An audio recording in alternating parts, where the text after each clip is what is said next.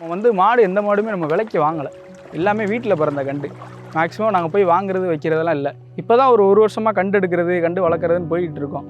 அதெல்லாம் இப்போ தான் கற்றுட்ருக்கோம். இப்போ ஒரு மாடு செலக்ட் பண்ணுறது எப்படின்னா, அது வாழை பார்த்து வாங்குவாங்க, கொம்பை பார்த்து வாங்குவாங்க, அது மாடு என்ன ரகம் பார்த்து வாங்குவாங்க. இப்போ கிட மாடு கண்டெல்லாம் வாங்கினோன்னா அதை போய் அவுக்குறதெல்லாம் கஷ்டம். 4 கயிறு 5 கயிறு போட்டு இழுத்தாலுமே அது கரெக்டாக மாட்டோட மாடாக வராது.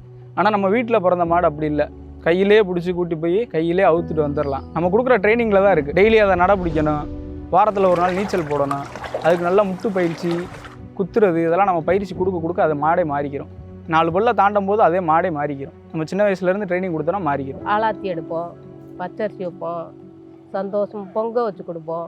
கரெக்டாக ஒரு மாதம் 2 மாதத்துக்கு முன்னாடி இருந்து நம்ம வாக்கிங், நடைப்பயிற்சி, அதுக்கப்புறம் மண் குத்துறது. இப்போ நீங்கள் பார்த்துருப்பீங்க எவ்வளோ மண் குத்துற பயிற்சி, நீச்சல் பயிற்சி, இதெல்லாமே போடுறது நம்ம பயலுக தான். டெய்லி ஒரு 3 கிலோமீட்டர் வாக்கிங், அப்புறம் மண் குத்துற பயிற்சி, அப்புறம் நீச்சல் பயிற்சி.